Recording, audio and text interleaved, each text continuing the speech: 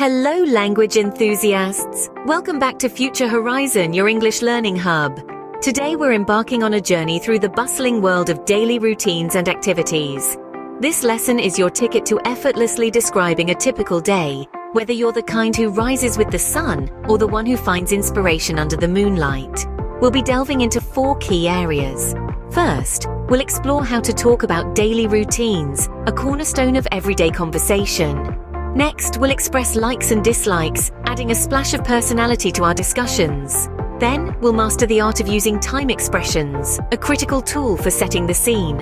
And finally, we'll wrap it all up by forming simple sentences, the building blocks of communication. So grab your notebooks, sharpen those pencils, and let's dive right into our first topic, talking about daily routines. Talking about daily routines is essential as it helps describe your typical day and the activities you engage in. The first step is understanding and using the right vocabulary. Words like wake up, brush teeth, eat breakfast, go to work or school, have lunch, return home, relax and go to bed are some basic terms that describe most people's daily routines. Now, let's use these words in sentences. For instance, I wake up at 7 in the morning, brush my teeth and eat breakfast, then I go to work. I have lunch at noon and return home in the evening to relax. You can add or change activities according to your routine. This is a great way to share your daily activities with others.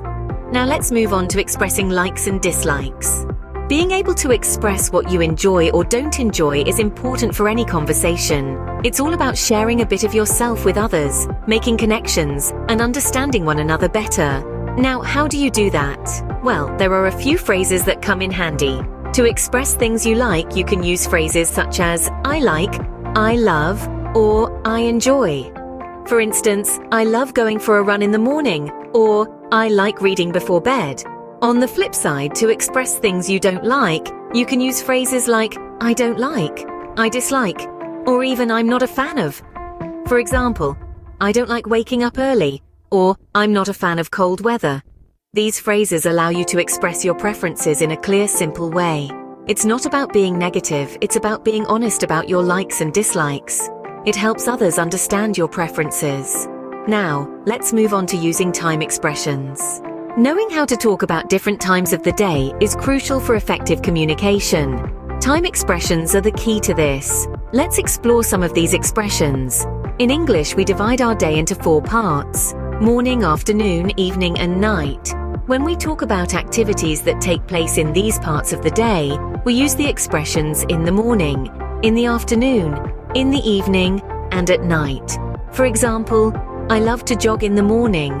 I usually have meetings in the afternoon. I like to relax and watch television in the evening, and I read a book at night before I go to sleep. Sometimes we talk about activities that happen at a specific time. In this case, we use at followed by the time. For example, I have lunch at 1 o'clock. Time expressions add context to your daily routines. Lastly, let's discuss forming simple sentences to tie it all together. Now, let's see how we can form simple sentences to tie it all together. To create a basic sentence, we need 3 main ingredients: a subject, a verb, and an activity. For example, I is the subject, read is the verb, and a book is the activity, culminating in I read a book. To add a time expression, we simply insert it between the verb and the activity. So, I read a book becomes I read a book in the evening. Another example, she is the subject, goes is the verb, for a walk is the activity, and in the morning is the time expression. Altogether it forms, she goes for a walk in the morning. It's that simple.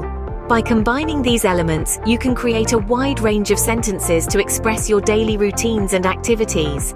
And that concludes our lesson on daily routines and activities for beginners. Thank you for joining us at Future Horizon. See you in the next lesson. Goodbye.